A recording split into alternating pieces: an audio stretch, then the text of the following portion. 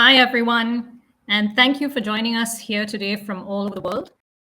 Artistic, for the very first time, will be showcasing the auction, which is called Living Traditions of India, between the 15th to the 18th of September, that has never been done before. When it comes to Indian folk art, so the auction is an opportunity for tradition and tech to come together and keep this rare art form alive. Art entering the NFT market is not a new phenomenon. However, this auction is unlike any other. It will showcase a carefully curated selection of Indian folk art in various formats, all of which are still practiced in different parts of the country, but are in danger of dying out. In today's session, we have two special guests with us, and I'll bring them on right now. We have Mona Lisa, and we also have Flora. Um, so Mona Lisa she'll be basically giving you a snapshot of the lots today, and she's one of our curators. Hi, Mona Lisa, for joining. Hi.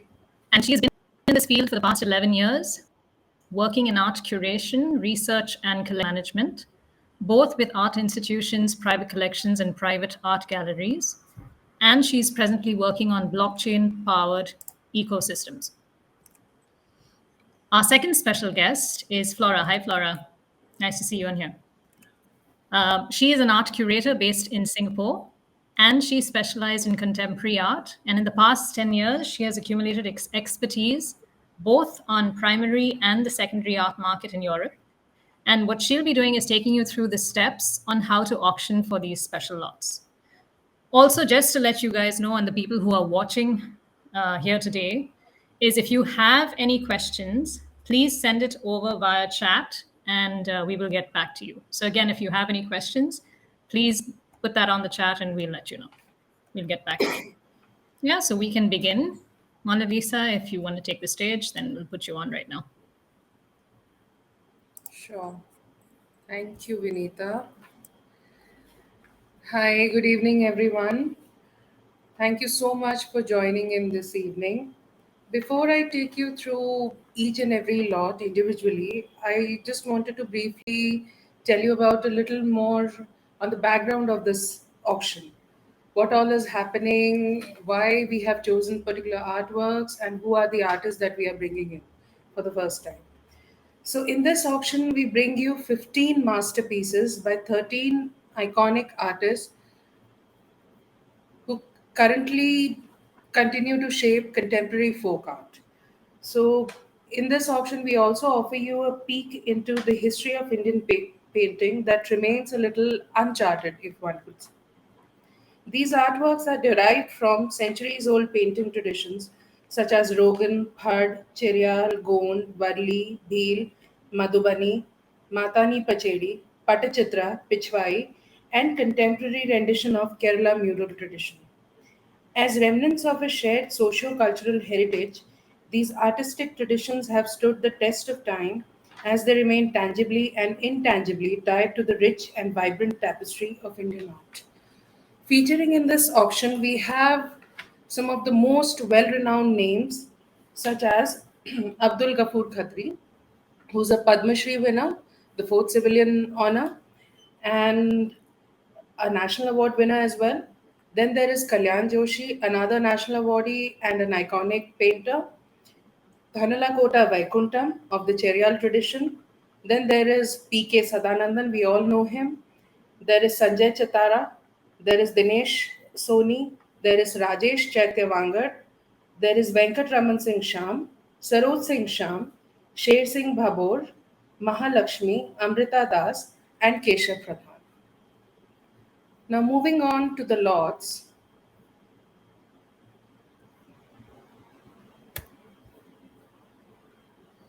We start with the first lot, which is this painting of Tree of Life by the legendary Abdul Ghafoor Khatri. Now, it's a Rogan painting, continuing on the tradition of 400 years old Persian paintings.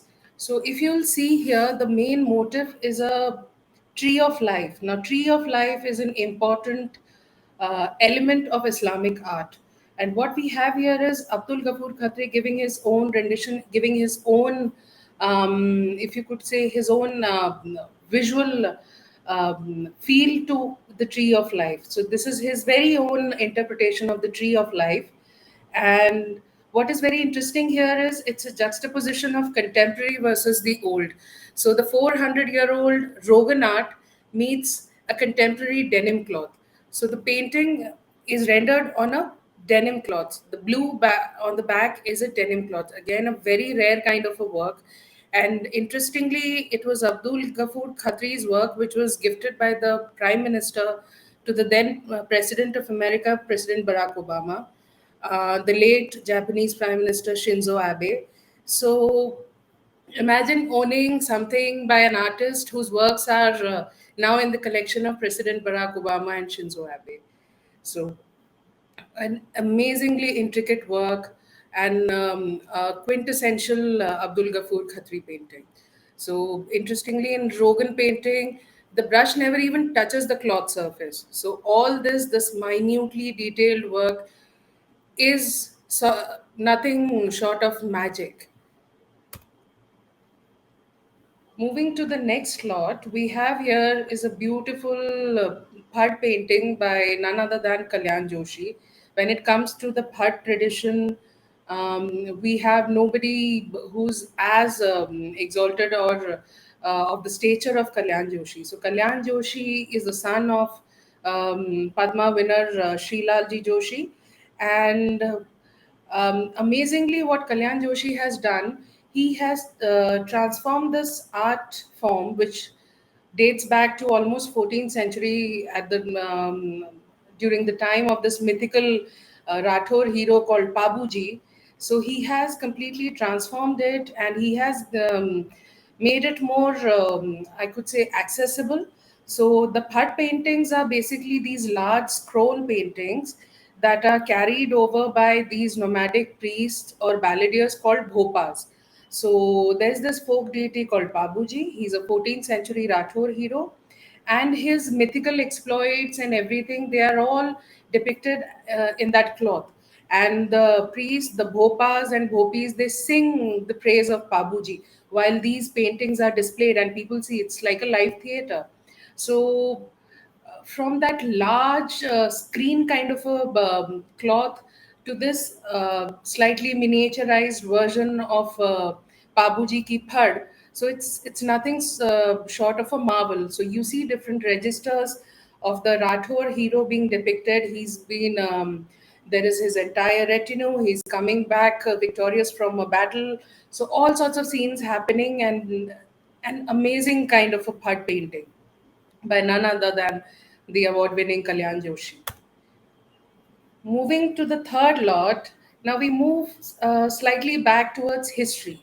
So, Vijayanagara painting tradition has inspired many classical Indian painting traditions down in South India. For example, the Tanjore paintings, the Mysore paintings, and also these Cheryal paintings. So, Cheryal paintings come from the state of Telangana, and the artist Dhanalakota Vaikuntham, as we have his work here.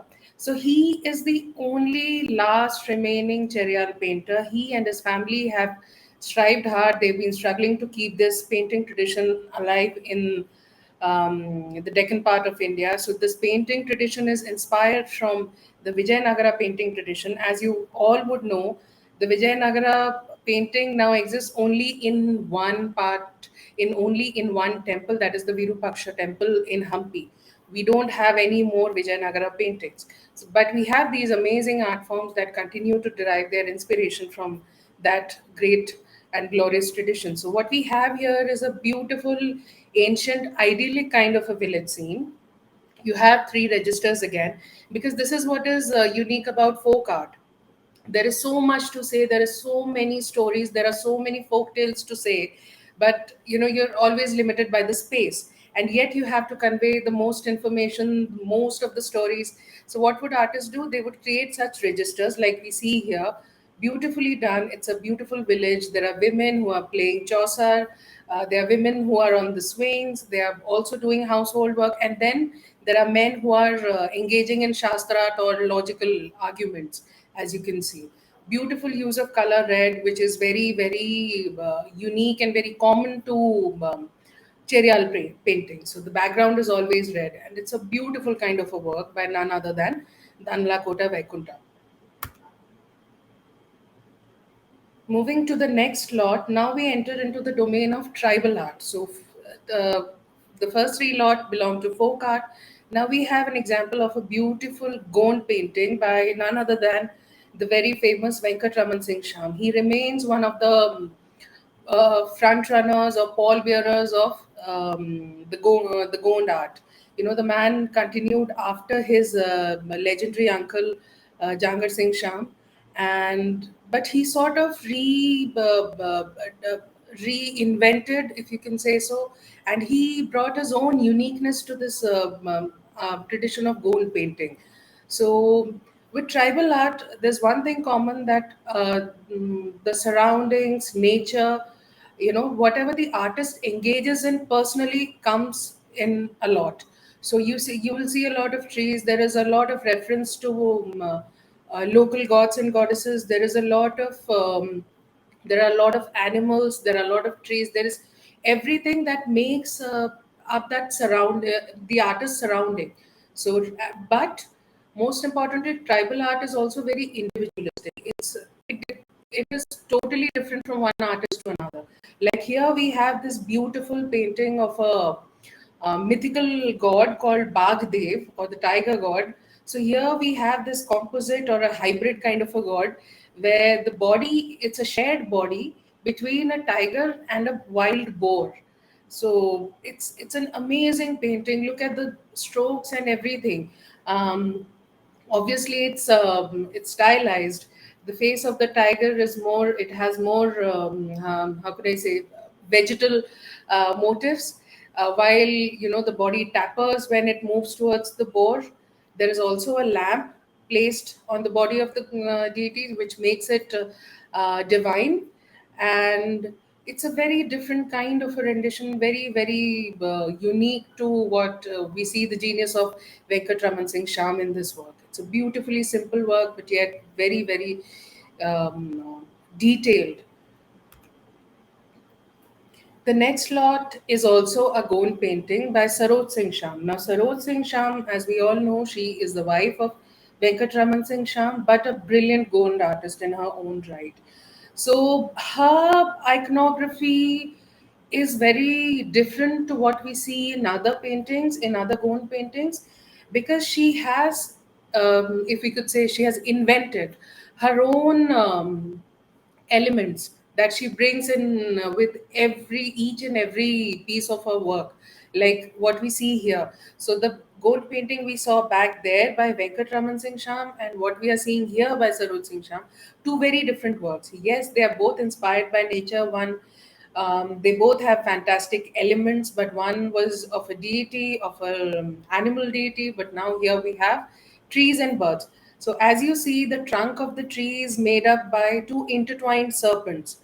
So very stylized, those lines and the colorful birds that are sitting on the branches of the tree is something that is totally unusual, but yet very quintessentially Saroj Singh Sham.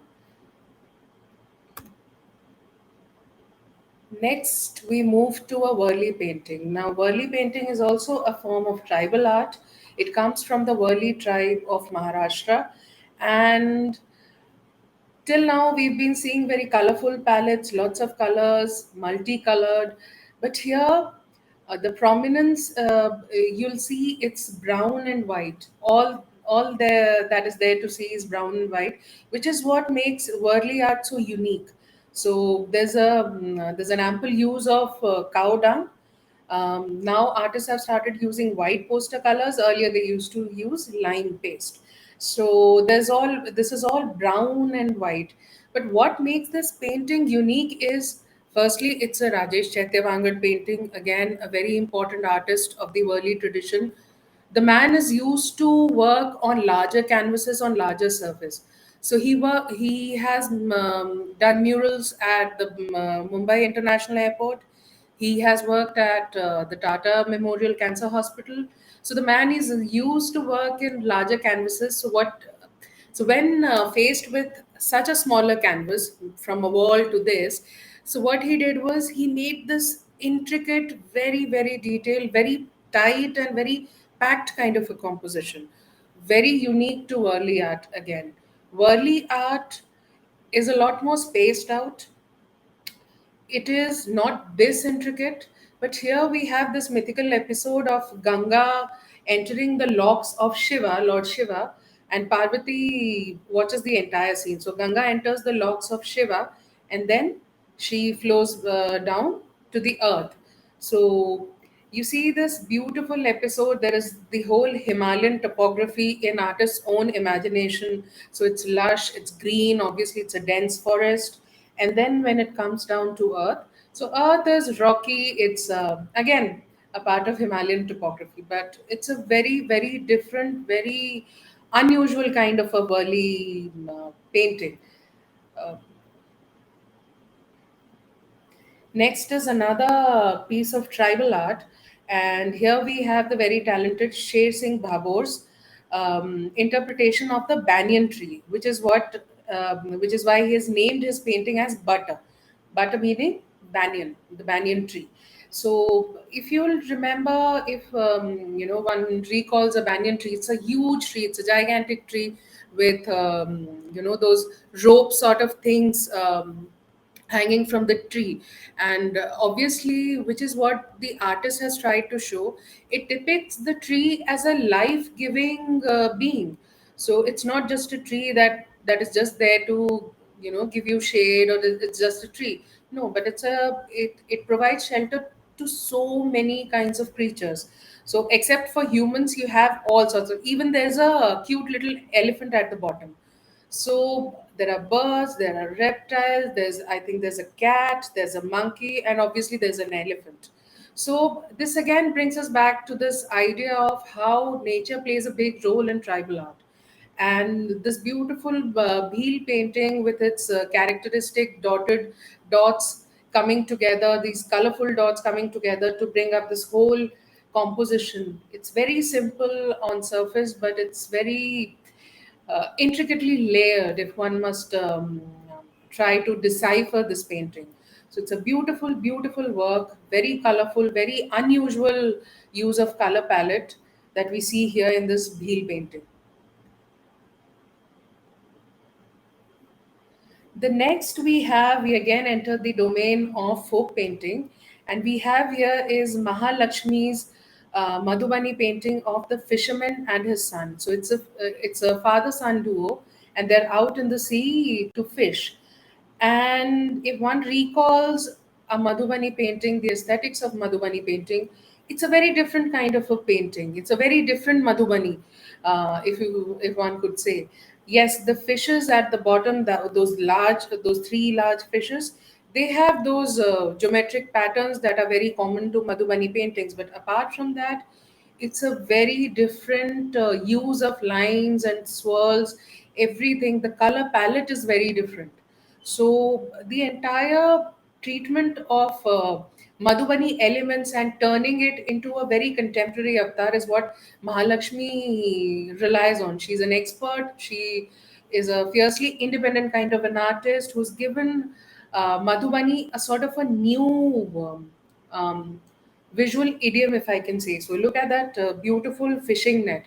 It looks like that swirling net, and it looks like a psychedelic umbrella. So the moment you twirl it, you're going to get hypnotized. It's very different. It's very unique, and yet it's very committed to the idea, the ethos of Madhubani. So everything, the element, the fishes have that Madhubani element. There are geometrical patterns that where you see the intersection of the fishes, you see that beautiful geometrical pattern coming up.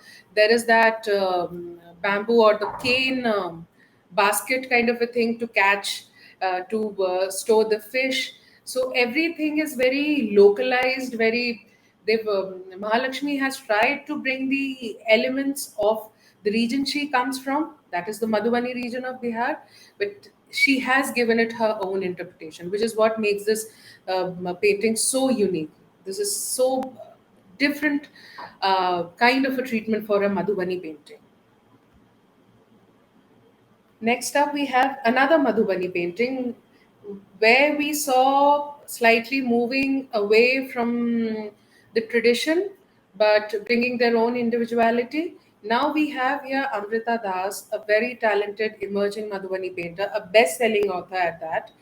And what she has done is she has used the tradition of Madhubani painting to tell her own stories sometimes, and sometimes to bring back the old folk tales and old stories. So here we have a traditional Madhubani painting, but it's a very poignant scene. It's from the Ramayana, where Bali, after being treacherously killed by Lord Ram, he's on his last breath. He's dying away slowly, and his brother Sugriv, he lies on the lap of his brother Sugriv. His wife is grieving, the lady who's at his feet, and Lord Ram blesses him away. So if you'll see, it's a pure mourning scene. There's a loss, obviously, because the leaves are falling from the tree, and there's sort of a sunset, and it's a very poignant scene done beautifully. So and the woman, the if you'll see Bali's wife, she's dressed in a very typical Mithila tradition. So Madhubani paintings are also called Mithila paintings. So everything from the tiniest booty, that is the flowers, to the tiny lines that makes up this composition, everything, the attire, the eyes, the facial features, everything is very, very committed, very true to the original Madhubani idea.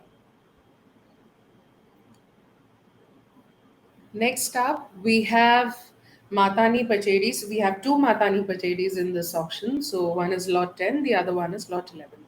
So it's a beautiful Matani Pachedi. So Matani Pachedi is it literally means something that is hung at the back of the goddess. So Mata being the goddess, and Pachedi means one that is behind. So it's a religious textile, it's a ritual textile, and it's hand painted by these Chitrakars of the Waghari tribe from Gujarat. And currently we have, it's only Sanjay Chitara who's keeping this tradition of Matani Pachedi alive. So he is the one who's been making these remarkable Matani Pachedis, and it has now slowly evolved into a full-fledged art form because of Sanjay Chitara's contribution. So here we have 10 mother goddesses, these sphere goddesses, and we can actually count there are 10. And then there is a retinue of other goddesses, you know, following them. So it's a full scale, um, if I could say, a diagram of all the goddesses that inhabit that landscape. So you can also see that rugged landscape there. So it's a mountainous landscape because goddesses are supposed to reside on mountain tops, and they're supposed to ride these mounts or these vahans, which are mostly animals and fierce animals at that. So you see this beautiful coming together of the Dashamatrikas, or 10 mother goddesses, by Sanjay Chitara. Again, a very famous and a national award winning artist. The next lot is of a local, it's again a Matani Pachedi of a local folk deity from Gujarat. She's called Visat Mata. So if you go on Google, you won't find many images of the Visat Mata, but you have these amazing Matani Pachedi by Sanjay Chitara. So a goddess, she's a fierce goddess. She rides on these two composite vahan, if you can say, or the mounts. The mounts have the body of a demon fused with a animal, and then there is this. There are registers on top of her and on below, so you see her entire cavalcade. So again, a very important, a very fierce warrior goddess with multiple hands. I mean, it's close to some 22 hands she has, and she holds weapon in each of her hands. And it seems like it's like a scene before the war. Like the goddess is getting ready, she's going on a war. So again, a very, very unusual, a very rare kind of Matani Pachedi we have here. Moving to the next one we have here is a beautiful Patachitra. So Patachitra comes from Odisha, and it started this painting tradition started with the starting of Jagannath cult. So Jagannath cult came about in 13th century. So this is when these painting traditions also started.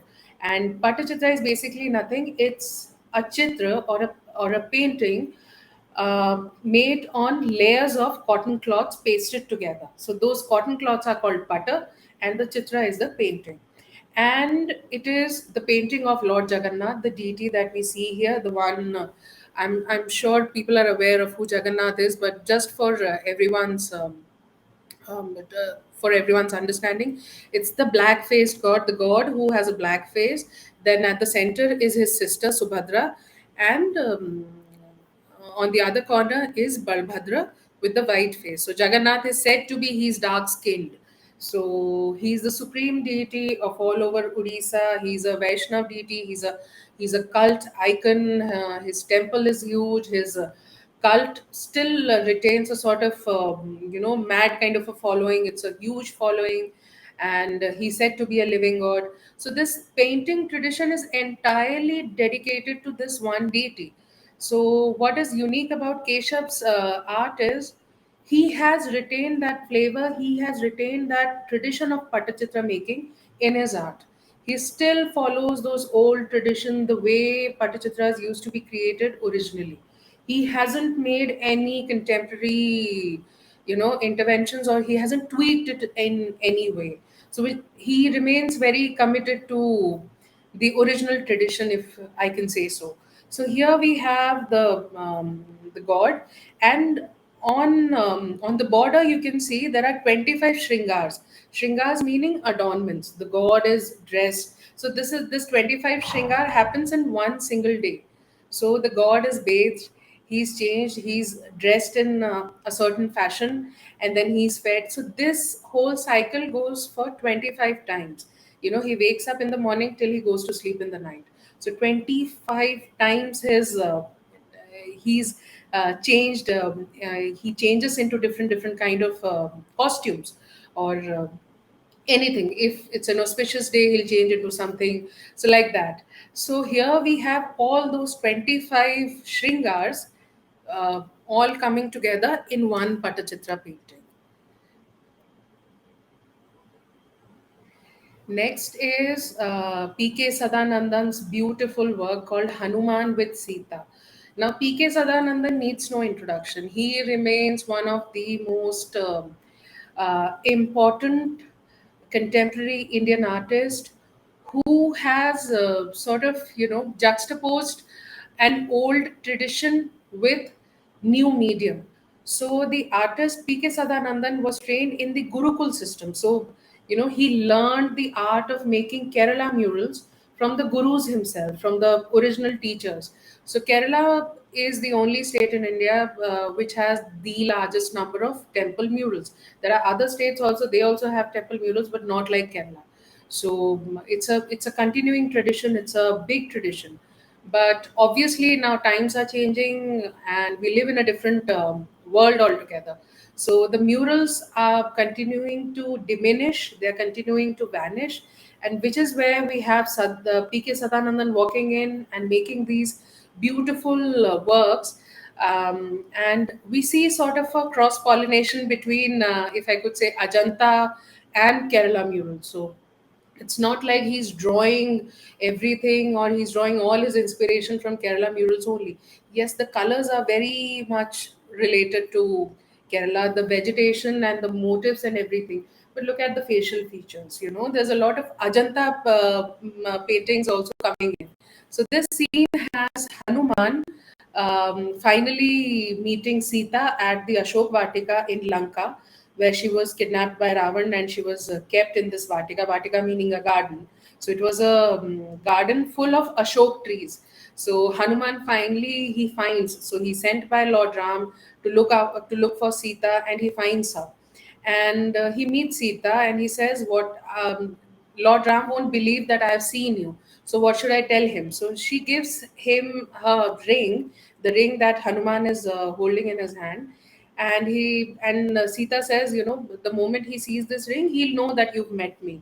And we have this miniature Ram at the background, because both of them being so close to Ram, being such ardent admirers of Ram, they're thinking about Ram, both of them.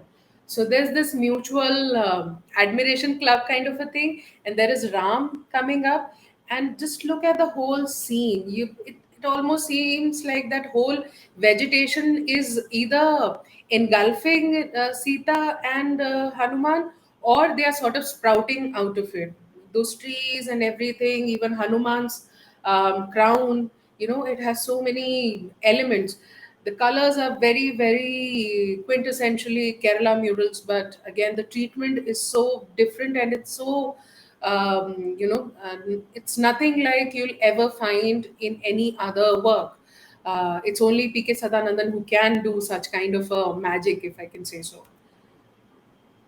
Moving to his next work, which brings up our Lord 14. So this again is a beautiful, again a different color palette, a different treatment, if I can say so. So here we have Radha and Krishna and their whole retinue of cows and everything. So the scene shows is Krishna is playing the flute and Radha is getting sort of in a trance kind of a state. So she's holding that mala, that floral garland, and there are cows and they are looking at Radha. They are also, sort of in the mood, and there's music playing around. Again, they are in the middle of a meadow or something. So there's a lot of greenery. There is a lot of shrubbery that comes around. So again, this is very Kerala, if you can say so. So it's so green. Obviously we don't imagine this kind of green, these kinds of plants and flora in anywhere in Uttar Pradesh or in Mathura. So this is again, so the shift is very unique, shift is very beautiful. So there's Radha, she's she has no idea where her legs are going, what is she doing. The cows are looking at her, there's a pot of milk there, and there is a tiny blue Krishna at the back. He's silently playing away, and people are losing their senses. So again, a very, very beautiful scene, and a classical rendition of Kerala music. We come to the last lot and saving one of the best for the last. So we have here is a very unique kind of a pitchwai. The moment you imagine pitchwai, so pitchwais are these paintings of Sri Nathji, a form of Lord Krishna from Nathdwara in Rajasthan, Udaipur. So it's a so the moment you think of Pichwai, you have this image of Srinathji. There is a lotus pond and there are cows. So those kind of things. So there's a solitary image of Srinathji, and everything else revolves around him. But this is a very intricate, very detailed, and a very, very rare kind of a Pichwai. It shows the map of Nathdwara, the holy city of Nathdwara, where Lord Srinath resides. So you have his temple right at the center. You see the flags, the temple flags. There is Srinathji at the center. Then there is the ceremony of or the festival of Gopashtami going. There are multiple cows which are assembled at one place. So Gopashtami is the festival of cows. So it's celebrated with huge fervor.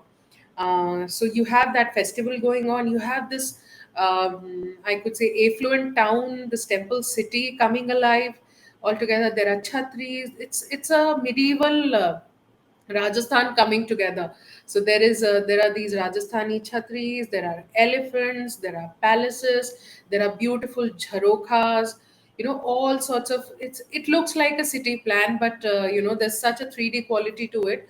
And interestingly, there are not many artists in India or in the world now who can do this kind of a pitchwai, like this intricate work or this kind of a map. So Dinesh Soni remains one of the most important pitchwai artists, who is not only, he comes from a very his legacy is amazing. His mother is a national award winning artist. She's a mandana artist. His father is a pitchwai artist. But what Dinesh Soni brings is he brings this traditional form of pitchwai making, and then he does something marvelous with it. So you don't have that many map of Nadwaras lying around. So they used to be artists in the past, but now we don't have anymore, and who can do such a skillful job. So this is where I finish, and I hope to see you all on the 15th. Now I hand over to Flora, who will take you through the step by step process of bidding. Thank you. once again, thank you, Mona Lisa, for the insights into the lots selected for this auction. It's amazing to see how rich the Indian folk art tradition is, and I will try to not to keep you too long and walk you as soon as possible through the bidding process, and hopefully this will help you to enter into the possession of your favorite lot.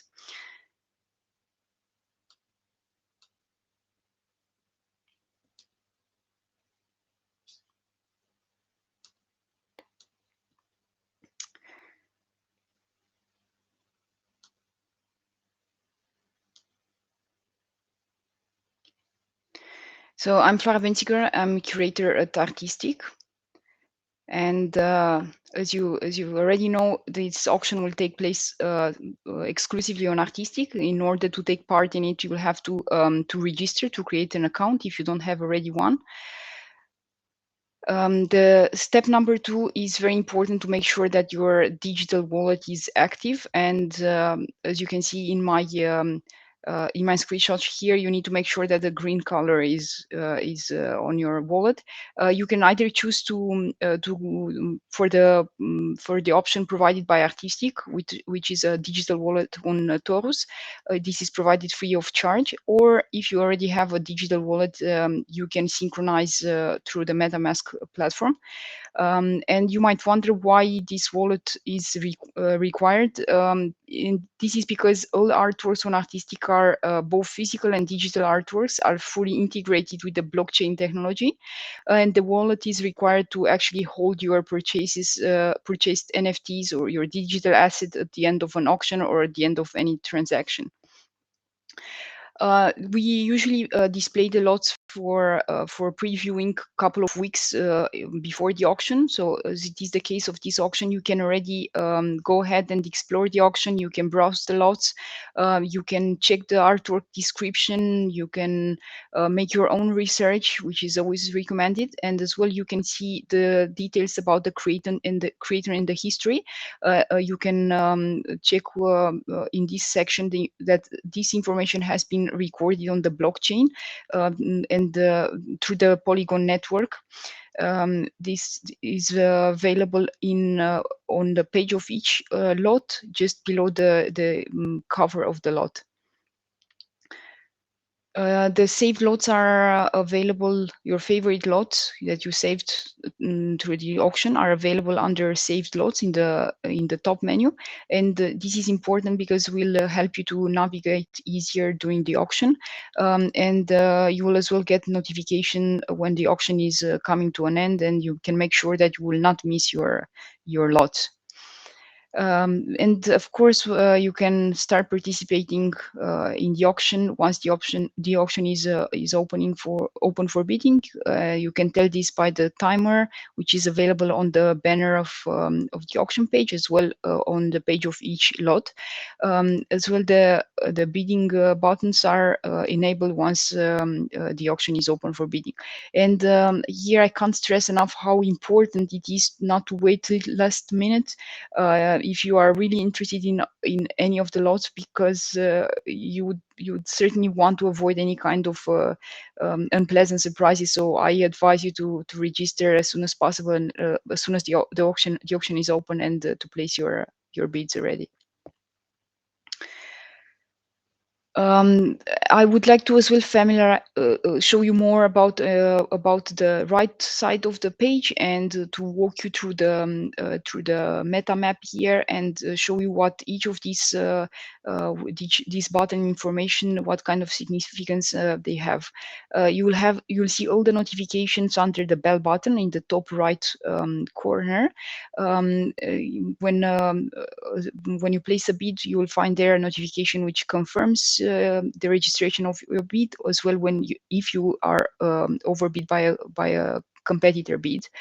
You will see the lot number, and this is important because this the order the lots are sold in auction, and they are sold the auction is closing 5 minutes apart from the previous lot, and this of course will give you more time to bid for the last lot in the auction comparing with the first lot in the auction. This, if you are interested in multiple lots in a single auction, it's what we call a cascade auction. You will find information about the artist, the country where is based in, title, year when the artwork has been created, and more details such as medium, dimensions, or rarity, and the starting bid or the current bid, and as well the bidding steps, which are pre-defined and are part of the auction set of terms and conditions. The bidding opens with the starting bid, which is the minimum offer accepted for a lot, and progresses in predefined increments, what we call bidding steps. So the offers in between the bidding steps are not accepted. You will see that in this field there is a drop-down menu which provides the list of the next bidding steps, and you can choose the one which suits you best, or the amount you wish to bid for. As well, the timer, the information I was mentioning previously, and the two options to bid, either through direct bid or through proxy bid. As well, the bidding history is available transparently in the screen below, and here you will see all the bids registered for each lot. Your identity will not be disclosed to other bidders. You will be displayed in the collector column with your blockchain account number.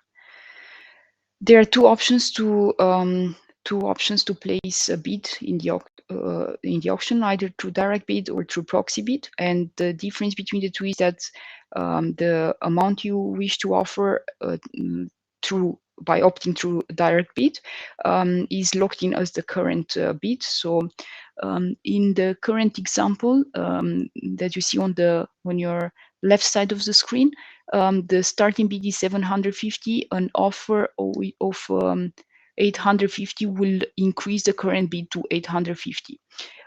If we look at the right side of the screen, we'll see a simulation of a proxy bid, and the proxy bid is the maximum bid. The maximum bid you wish to offer is the highest amount the user is willing to bid for a lot, and the system will place the bids on their behalf in minimum increments unless another user places a higher bid than their maximum bid amount. So in our current example, the current bid of 1,890, sorry, has been placed a bid of 2,190, but as you can see right here, the current bid is still 1,990, which is the current bid plus one step. This option has been enabled on Artistic to give the chance to those users which are not necessarily available to participate to log in during the at the end of the auction to place their bid, to place their offers in advance. As well, it has another advantage that if there are no competitive bids, it can happen that you can acquire a lot with a bid below your maximum bid if there is no competition to actually trigger the price higher. While placing the first bid on each of the lot, you will be requested to provide the shipping address and the billing address, and this is valid for both digital assets and physical assets. For digital is in order to calculate the tax, and obviously for the physical ones as well to calculate the shipping cost. In addition, you will be in order to confirm a bid, you will be requested to choose a payment method.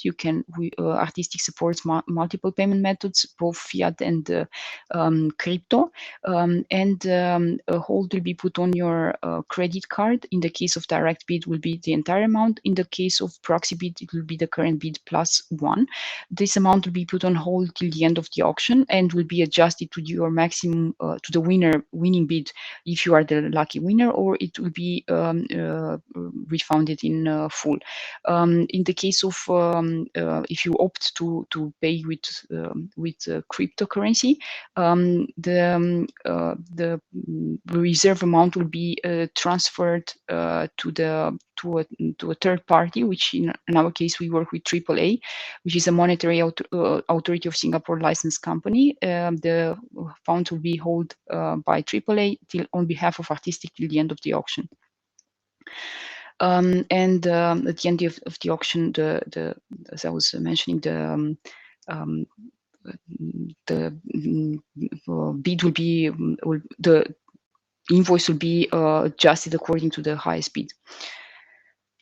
As well, as you can see on the left screen, the shipping cost and the tax are estimated during or before actually confirming your bid. So this would give you an idea of the final cost. Bidders are notified about any changes through our notification system. As well, the bidders are having the option to increase their maximum bid, either if they've been outbid or if they are still the leading bid, and they can choose for any of the two options, for proxy bid or for direct bid. Every artwork on Artistic, and of course this includes the artworks from this auction, are coming with a digital certificate of authenticity, which is essential to confirm the authorship of each artwork. And in our case, we include all the identification elements, as well with the contract ID and the blockchain account of the owner. To get closer to an end, hopefully you are the lucky winner. If you will be notified, you will receive an email to finalize the transaction. An order will be is created to process the final bid. You will as well be subject to additional KYC, know your customer. So you'll be asked to provide a copy of your ID and an address proof. And once the payment is confirmed, the NFTs will be transferred to your digital wallet, the one I was mentioning at the beginning. And for physical artwork, Artistic will initiate the shipping, which is done through our professional logistic partners within 7 working days from the payment confirmation.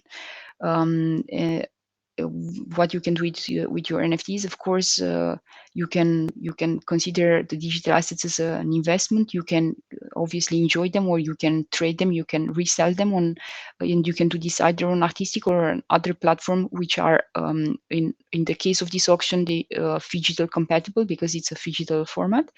As well, if you decide to resell any of the artwork on Artistic or any of these lots, at your request, we can generate an updated certificate of authenticity and will include the new ownership details. And this I think it's important for to keep the track of all the transaction. This is important for both collectors and for the artists. This is everything I wanted to highlight tonight. I hope this information is helpful, and hopefully you will start already browsing the auction, which is live on Artistic, and the auction is open for bidding between 15 and 18 of September. You can start already registering for the auction, and as well you can get in touch with us, either with me, with Mona Lisa, or any of the curators for any additional advisory, any additional questions you might have. Once again, thank you very much for your interest and for the time, and Vinita, I'm giving back to you.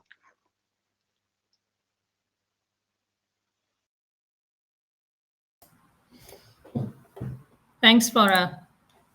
Thank you, Mona Lisa, and thanks, Flora, again for taking us through the lots and the auction steps. And thank you, everyone, for attending today's session. See you all at the auction, and that'll take place in 2 more days from now. So get ready. It's between the 15th to the 18th of September. And all the best to winning these one-of-a-kind masterpieces built by tradition. Thank you once again.